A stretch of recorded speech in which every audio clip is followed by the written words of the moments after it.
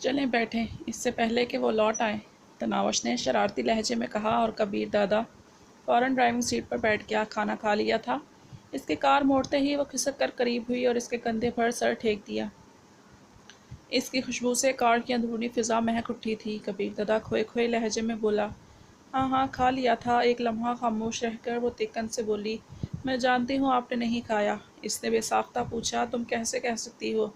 क्यों उसे मुझसे भी नहीं खाया गया। वो अपनी वारफ्तगी और चाहत पहले भी नहीं छुपाती थी और अब भी बेबाकी से इजहार कर रही थी। मुश्किल तो कबीर दादा को पेश आ रही थी, जिसका रवा रवा इसका मुतलाशी होने के बावजूद वो इजहार नहीं कर पा रहा था। नहीं जी, ऐसी भी कोई बात नहीं। तुम घर जाकर राहत खाला से पूछ लेना। अच्छा ठीक है, लेकिन मुझे अभी खाना खाना है और वो भी किसी होटल में। इस वक्त इसने कलाई पर बंधी घड़ी पर निगाह दौड़ाई। सुइयां दो का हिंसा अबूर कर गई थीं।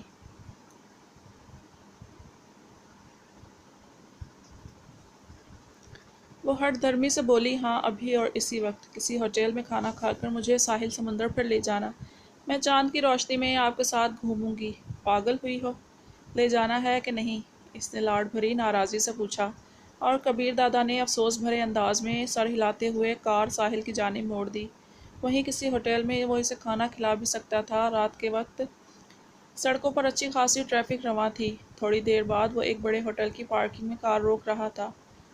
होटल के हाल में इस वक्त भी काफ़ी गाहक नज़र आ रहे थे। कोने की मेज़ का इंतखाब करके इसने नशिस्त संभालते हुए मेन्यू कार्ड उठा लिया।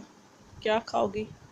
वो शौक़ी से बोली, कोई ऐसी चीज़ जो आप अपने हाथों से मुझे खिला सकें। मस्तियाँ ना करो, ये ख्वाबगा नहीं है, होटल का हाल है।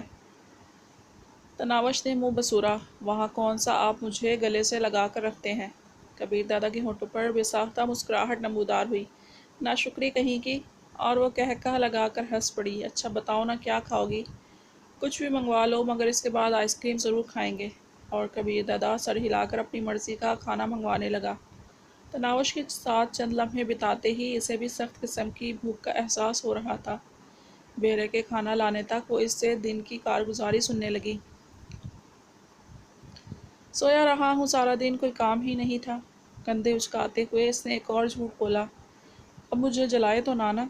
तनावश ने मुंह बसूरा और कबीर दादा खिलखिला पड़ा। इसमें जलने की कौन सी बात है भला? बस मैं आपसे नहीं बोलती। मसनूई अंदाज में मुंह फुलाते हुए वो दोनों हाथों के प्याले में अपना मनमोहना चेहरा रखकर कबीर दादा को घूरने लगी। कबीर दादा की हालत गैर होने लगी। इसका जी चाहा सबसे बेनियाज होकर इसे बाहों में भर ले। वो इतनी ही मासूम, भोली भाली और प्यारी लग रही थी। इसी वक्त बेरा खाने की ट्रे उठाए नमूदार हुआ। इतना ज़्यादा खाना मैं कैसे खाऊंगी? बेरे को मेज़ पर बर्तन सजाते देख वो हैरत ज़दा रह गई। चलो मैं भी तुम्हारा साथ दे दूँगा।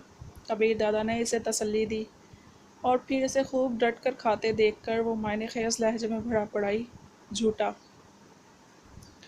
ये झूठा किसे कहा? कबीर दादा ने इसे घूरा। वो खिलखिलाई, झूठे को। कितना मना करता हूँ कि बदतमीज़ी ना किया करो।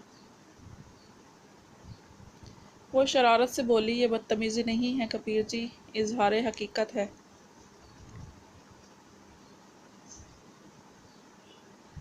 बदतमीज़। इस मर्तबा कबीर दादा ने आइसक्रीम का अध खाया प्याला अपने सामने से हटा दिया।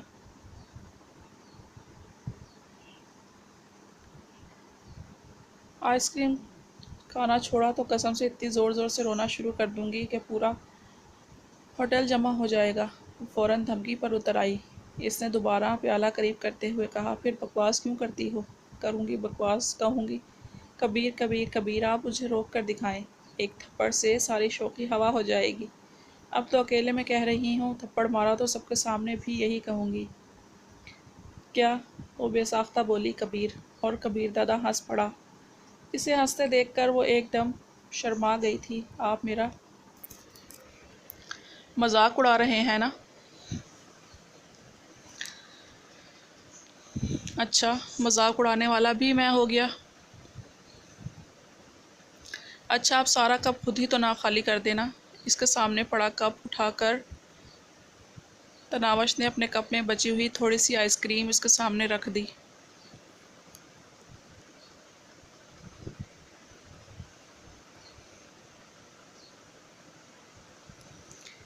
اور منگوا لوں اسے؟ یوں شوق سے آئس کریم کھاتا دیکھ کبیر دادا نے بے ساختہ پوچھا۔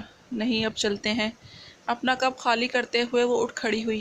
کبیر دادا نے بیرے کو اشارہ کر کے بل منگوایا۔ بل کے مندرجات پر ایک نظر ڈال کر اس نے جیب سے ایک بڑا نوٹ نکالا۔ باقی تم رکھ لینا کہہ کر وہ تناوش کو ساتھ لیے چل پڑا۔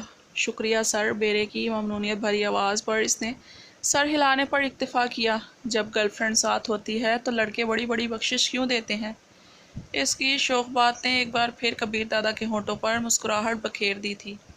تو تم میری گرل فرینڈ ہو، لڑکی بھی ہوں، دوست بھی ہوں، محبوبہ بھی ہوں اور بیوی بھی۔ اتنے رشتوں کے ہوتے ہوئے بھی مجھے نظر انداز کرتے رہتے ہیں آپ۔ اس نے منہ بسورا۔ یہ محبوبہ اور دوست کب سے بن گئی ہو؟ وہ کار کے نزدیک پہنچ گئے تھے جب کبیر دادا نے اس سے پوچھا۔ کیا نہیں ہو؟ کبیر دادا کا ہاتھ پکڑ کر اپنی جانب متوجہ کیا۔ کار پارکنگ میں چلتی روشنی اس کے روشن چہرے کو جگمگا رہی تھی۔ کالی سیاہ آنکھیں کبیر دادا پر جادو کرنے لگیں۔ وہ بے خود ہونے لگا۔ 2-3 لمحے یوں ہی اس کی آنکھوں میں دیکھنے کے بعد کبیر دادا کے منہ سے پھنسے پھنسے الفاظ برآمد ہوئے۔ ہو نا؟ ایک خوبصورت مسکان اس کے لبوں پر ظاہر ہوئی اور وہ مدھر لہجے میں بولی۔ کبیر دادا مکمل ہپنوٹائز ہو چکا تھا، بے ساختہ بولا۔ جی؟ نہ جانے اس کی آنکھوں میں کتنی چاہت امڈ آئی تھی۔ تناوش نے فوراً شرما کر آنکھیں جھکا لیں۔ چلیں؟ ایک دم جھرجھری لیتے ہوئے کبیر دادا نے خود کو اس منظر کے سحر سے نکالا اور کار کا دروازہ تناوش کے لیے کھول دیا۔ بیٹھو۔ وہ ناز بھرے انداز میں بیٹھ گئی۔ دروازہ بند کر کے کبیر دادا گھوم کر ڈرائیونگ سیٹ پر آیا اور کار آگے بڑھا دی۔ ساحل پر جائیں گے، اس نے فوراً یاد دہانی کروائی۔ کبیر دادا نے ہنکارا بھرا اور کار میں خاموشی چھا گئی۔ کبیر دادا اپنی بے خود ہوتی حالت پر خفت سی محسوس کر رہا تھا۔ خاموشی کو تناوش کی آواز نے توڑا۔ وہ پوچھ رہی تھی، میرا کبیر کہنا آپ کو برا لگتا ہے؟ اگر میرا جواب اسبات میں ہو تو؟ کبیر دادا نے اس کی طرف متوجہ ہوتے ہوئے خود پر مصنوعی سنجیدگی طاری کی۔ پھر میں جانو شہزادہ، سرتاج وغیرہ کہہ کر پکار لیا کروں گی۔ اس نے بھی اپنا لہجہ سنجیدہ ہی رکھا تھا، مگر الفاظ سے ٹپکتی شرارت نے کبیر دادا کو ہنسا دیا۔ تم لا علاج ہو۔ کار کی فضا تناوش کے کہے سے گونج اٹھی تھی۔ بتایا نہیں؟ اس نے منہ بنایا۔ کبیر ہی ٹھیک ہے۔ اس کے ساتھ ہی اس کی آنکھوں میں ایک منظر ابھرا کہ تناوش اسے جانو میرے شہزادے کہہ کر مخاطب کر رہی ہے، اور یہ سنتے ہوئے پاشا اپنی کنپٹی پر پستول رکھ کر خودکشی کر رہا ہے۔ وہ ہر دھرمی سے بولی، میرا جو دل چاہے گا میں وہ بولوں گی، آپ بدلے میں جو چاہیں کہہ سکتے ہیں۔ میں اس مصیبت اور دماغ چوس کے علاوہ بھلا کیا کہہ سکتا ہوں؟ اور تناوش اس کی بے بسی پر کھلکھلا دی۔ ساحل پر اتنے ہوٹل کھلے ہیں، یہاں بھی کھانا کھایا جا سکتا تھا۔ سڑک کنارے ہوٹلز دیکھتے وہ پوچھنے لگی، مقصد کھانا کھانا تھا، وہ پورا ہو گیا۔ وہ کار کو آگے لے گیا۔ ایک جگہ پر اس نے کار سڑک سے کچے پر اتار دی اور ایک مناسب جگہ پر پارک کر دی۔ ننگے پاؤں چلیں گے؟ پاؤں سے چپل اتار کر وہ باہر نکل آئی۔ سر پر لیا دوپٹہ اس نے مفلر کی طرح گلے میں لپیٹا اور اس کے گھنے سیاہ بال کالی گھٹا کی طرح اس کی کمر تک بکھر گئے۔ چاند کی روشنی میں اس کے حسن مزید نکھر آیا تھا۔ کبیر دادا بھی جوتے اتار کر باہر نکل آیا۔ وہ اس کا ہاتھ پکڑ کر پانی کی طرف بڑھ گئی۔ پاؤں سے پانی ٹکراتے ہی اس نے شلوار کے پاہنچے اوپر کر لیے۔ وہ کافی دور آ گئے تھے، وہاں لوگ ایک دوسرے نظر نہیں آ رہے تھے، اسی وجہ سے اس نے سر اور پنڈلیوں وغیرہ سے کپڑا ہٹانے میں کوئی قباحت محسوس نہیں کی تھی۔ آپ پہلے کبھی یہاں آئے ہیں؟ وہ کبیر دادا کی طرف متوجہ ہوئی۔ تمہیں میں اتنا ہی فارغ دکھائی دیتا ہوں؟ آج فارغ تھے؟ اس سوال کا مقصد وہ چڑھ گیا۔ وہ لاڈ سے بولی، آپ سے یہ منوانا تھا کہ میں آپ کو پیاری لگتی ہوں۔ وہ اس کی طرف مڑا۔ اگلے ہی لمحے اس کی کمر میں ہاتھ ڈال کر اسے اپنی جانب کھینچا۔ ہاں لگتی ہو پیاری، بہت زیادہ۔ اور بھی کچھ پوچھنا ہے تو ایک بار پوچھ لو۔ چاندنی میں نہائے وجود تناوش کے سحر انگیز وجود کے سامنے کبیر دادا نے ہتھیار ڈال دیے تھے۔ اسے اپنا مقام، حیثیت اور شخصیت بھول چکی تھی۔ بس یاد رہا تھا تو دل کا واویلا جو تناوش کا نام جپ رہا تھا۔ چھوڑے نا، کوئی آ جائے گا۔ ایک دم وہ شرما گئی اور اس کی شوخی اور تیز تراری کہیں کھو گئی تھی۔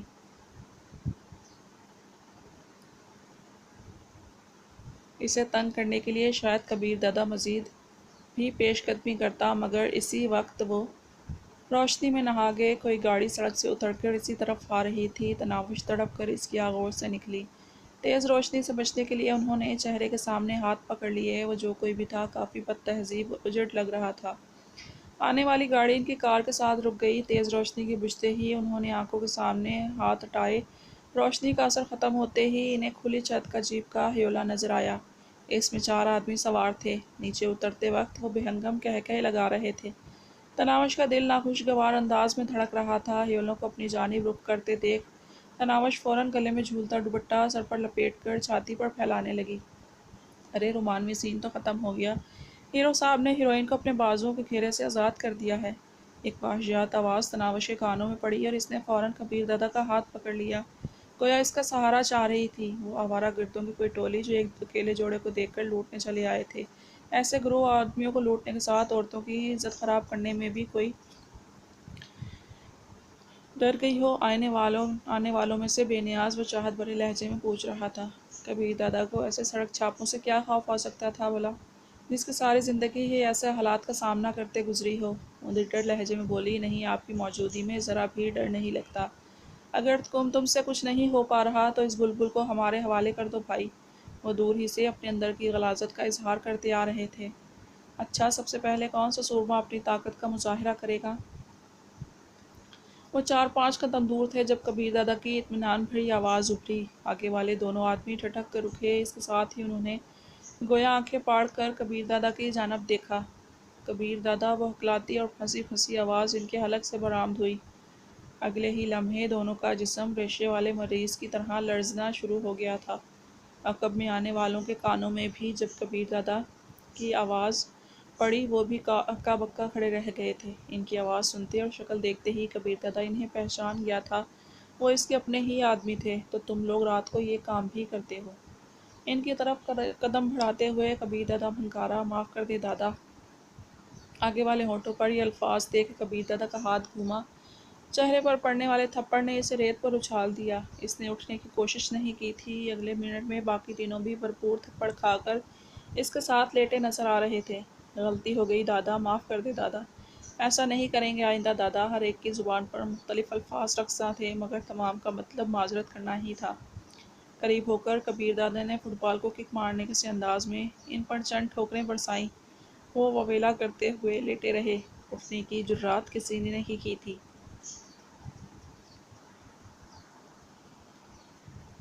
نوید اڈے انچارج کو کال کر کے یہیں بلا لو۔ اس کی آمد تک کان پکڑ کر مرغا بنے رہو۔ میں ذرا آگے تک جا رہا ہوں، واپس پر اسے یہیں موجود ہونا چاہیے، اور اسے کال بھی مرغا بنے بنے کرو گے۔ کبیر دادا کی بات ختم ہوتے ہی انہوں نے اسے سرعت سے مرغا بنتے ہوئے کان پکڑے تھے کہ تناوش کھلکھلا پڑی۔ نوید نامی آدمی اسی حیت میں کان پکڑے اپنے اڈے انچارج کو کال کرنے لگا۔ کبیر دادا تناوش کو لے کر ان سے دور ہٹنے لگا۔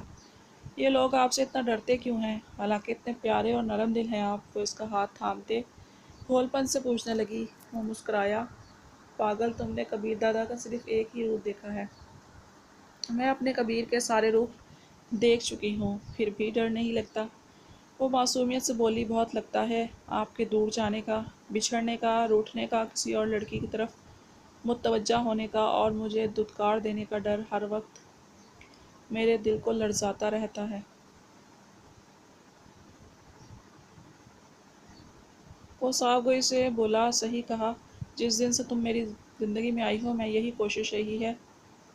کاش میں اس میں کامیاب ہو گیا ہوتا۔ اللہ پاک نہ کرے ایسا ہو، مر جاؤں گی اور پھر روتے رہیں گے آپ۔ اس دھمکی سے کبیر دادا پر منکشف ہوا کہ شاید پاشا کی کوششیں بیکار جائیں۔ اتنے خلوص بھرے لہجے میں کوئی جھوٹ نہیں بول سکتا۔ اس کی آنکھوں میں نگی کی آمد کے بعد تناوش کے چہرے پر نمودار ہونے والے تاثرات نمودار ہوئے اور اسے بغیر کسی شک و شبے کے یقین ہو گیا کہ وہ ٹھیک کہہ رہی ہے۔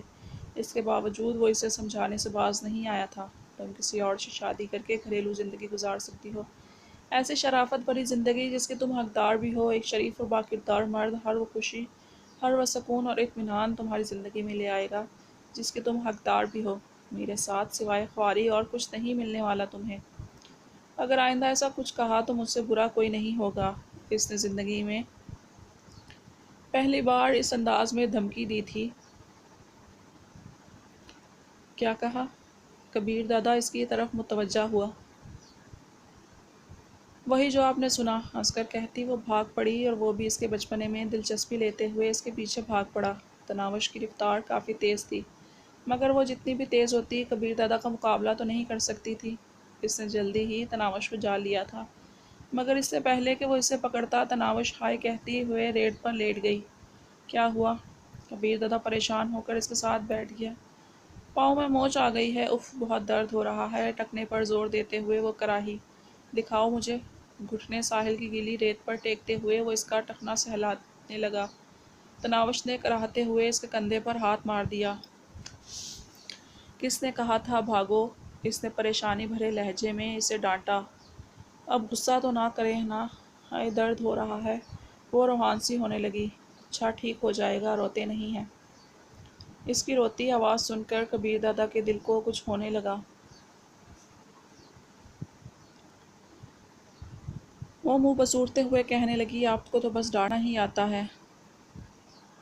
اچھا نہیں ڈانٹتا، وہ پیار بھرے انداز میں سے پچکارنے لگا۔ میں نہیں بولتی آپ سے، آپ کی وجہ سے میرے پاؤں میں موچ آئی ہے۔ ہائے اللہ جی، اب میں کیسے چلوں گی؟ کچھ نہیں ہوتا، اور اب اٹھو، چل سکتی ہو یا نہیں؟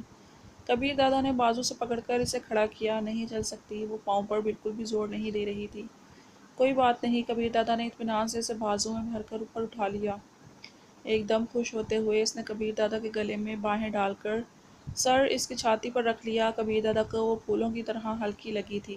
کبیر دادا واپس پر چل پڑا۔ کیا میرا وزن بہت زیادہ ہے؟ ہاں، کبیر دادا نے اس بات میں سر ہلا دیا۔ گلاب کے پھول سے زیادہ ہوگا۔ وہ اس کی ہاں سن کر منہ پھلاتے ہوئے اسے ناراضی بھری نظروں سے دیکھنے لگی، مگر اگلے فقرہ سن کر خوشی سے کھل اٹھی تھی۔